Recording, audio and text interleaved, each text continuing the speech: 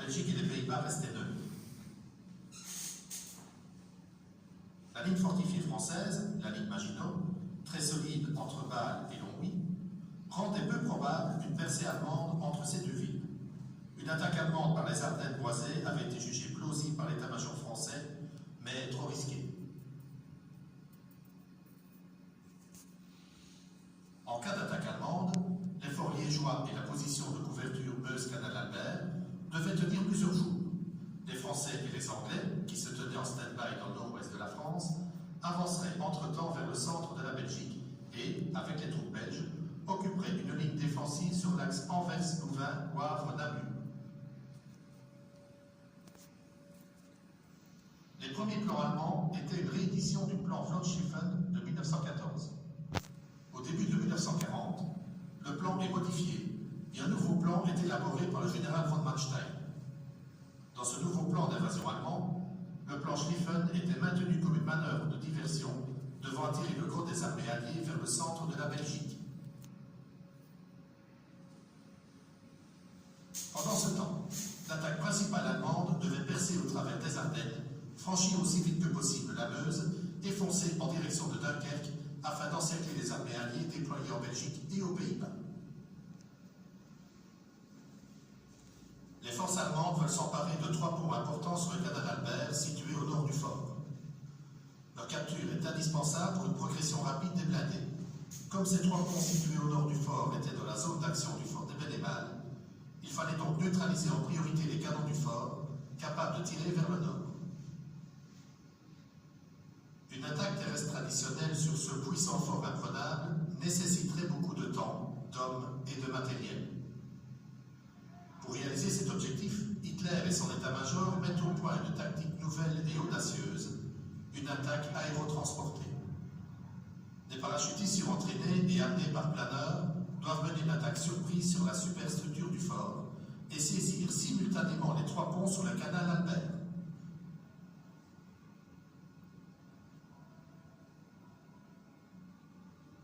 Ces soldats d'élite sélectionnés subissent un entraînement intensif pendant 6 mois dans le plus grand secret.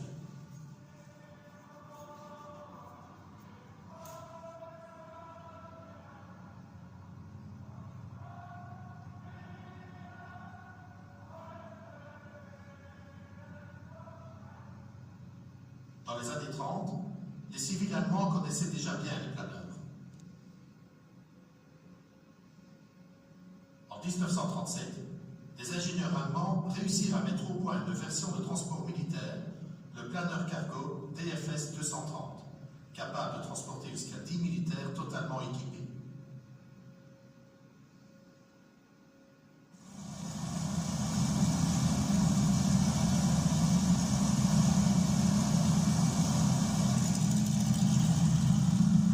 La nuit du 10 mai 1940, vers 3h30 du matin, 42 Junkers et 42 planeurs décollent de 2 aérodromes proches de Cologne dans le plus grand secret. La direction à suivre leur est indiquée au sol par des balises éclairantes jusqu'à la frontière germano-néerlandaise. Les Junkers doivent tracter les planeurs jusqu'à une altitude de 2600 mètres et arriver à hauteur d'Aix-la-Chapelle, ils doivent les larguer.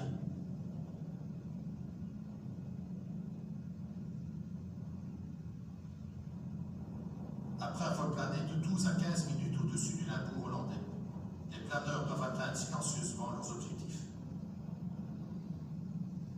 9 des 11 planeurs prévus pour le fort des Belle-et-Mal atterrissent sur sa superstructure le 10 mai 1940 aux environs de 4h20, avant que les troupes terrestres allemandes ne franchissent les frontières néerlandaises et belges. La surprise est totale.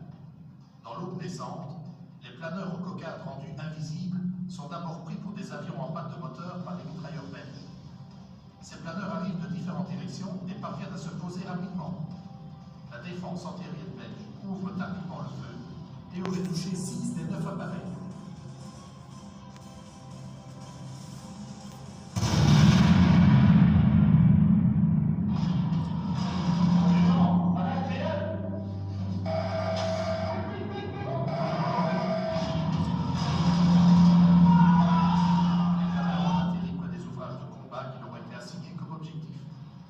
À la surprise totale et de manière neutralise le fort.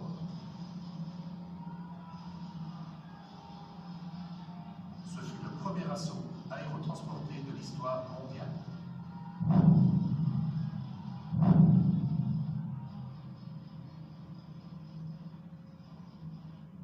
Pour neutraliser les canons des bunkers et des coupoles, les mitrailleuses et les cloches d'observation, les assaillants disposent d'une nouvelle arme,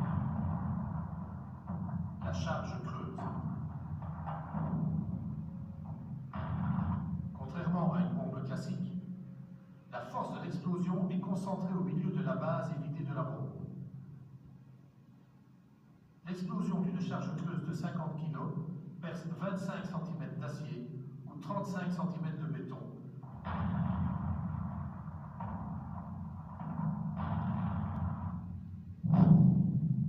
La chaleur dégagée par l'explosion atteint les 2800 degrés Celsius.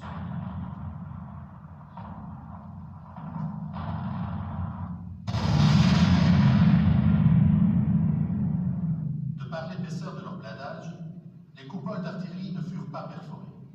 Les canons des coupoles furent cependant endommagés par des explosions sur la calotte de la coupole.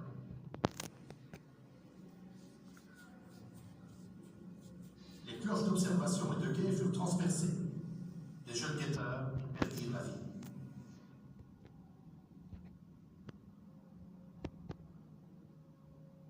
Les charges creuses ont également un effet destructeur sur les bunkers. Placés au fond d'une embrasure de canon ou de mitrailleuse, leur explosion crée un trou béant dans la façade du bunker qui permet aux assaillants de s'y introduire. Les principaux canons et mitrailleuses sont détruits en un minimum de temps. En 5 minutes à peine, la garnison du fort compte déjà 10 morts et 31 blessés. En une quinzaine de minutes, la défense antiaérienne, les cloches d'observation d'artillerie, les bunkers de mitrailleuses et les canons des casemates tirant vers le nord sont neutralisés. Pour débusquer les parachutistes dispersés sur le fort, le commandant du fort de Bénémal demande aux forts liégeois de Pontis, Marchon et Évenier, de même qu'à l'artillerie de campagne installée le long du canal Albert, de bombarder la superstructure du fort. Ces tirs n'ont aucune efficacité car les Allemands se sont réfugiés dans les bunkers conquis. Chacune des 6 tentatives belges de contre-attaque pour déloger les assaillants de la superstructure échoue à cause des bombardements de l'aviation allemande, d'une riposte vigoureuse des armes automatiques des parachutistes surentraînés et du terrain escarpé défavorable. Dans la nuit du 10 au 11 mai 1940, des troupes terrestres allemandes réussissent à traverser le canal Albert à Cannes, à faire la jonction avec les paras retranchés sur la superstructure et finissent par encercler le fort. Le matin du 11 mai 1940, les assaillants allemands placent des charges creuses au pied des puits de plusieurs bunkers en vue d'empêcher toute contre-attaque belge venant de l'intérieur du fort. L'impact de ces explosions sur le moral de la garnison est énorme. On dénombre plusieurs tués et plusieurs blessés.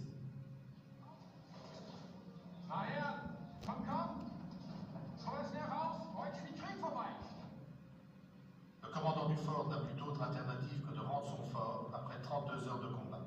C'est une grande défaite psychologique pour la Belgique, la chute de son plus puissant fort. Grande conséquence aussi pour le plan des Alliés. Le fort s'est rendu après 1 jour et demi de combat. Les troupes allemandes ont maintenant la voie libre via les ponts sur le canal Albert et la ligne de défense au centre de la Belgique. La ligne KW n'a pas eu le temps d'être renforcée par les Alliés. Le commandement de l'armée allemande fait un usage intensif de cette victoire. La forteresse imprenable a résisté à peine 1 jour et demi. Le plan audacieux d'Hitler a fonctionné parfaitement. Quelques jours après l'attaque, Hitler, en personne, décore de la croix de chevalier tous les officiers qui ont mené cette attaque victorieuse.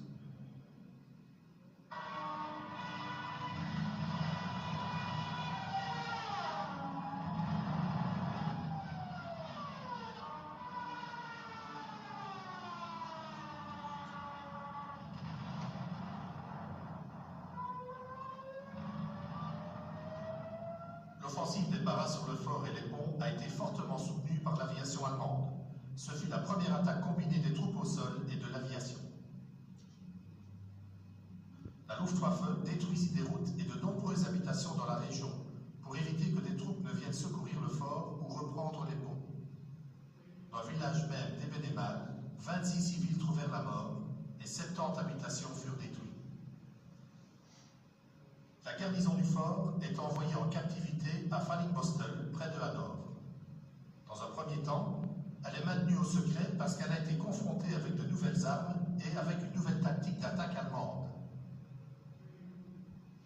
La plupart des combattants belges sont restés 5 ans en captivité. Certains furent libérés après quelques mois.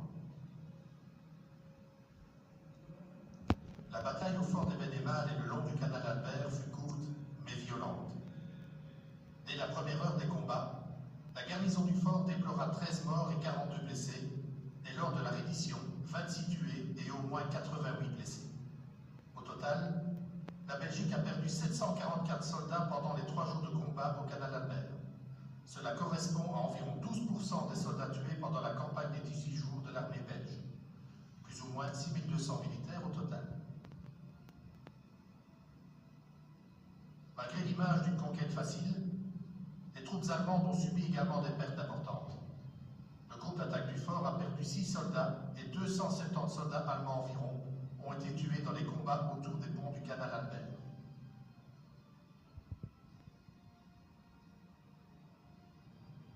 La population des villages environnants a aussi été très touchée. 250 habitants environ ont perdu la vie. Au total, 1325 personnes sont mortes.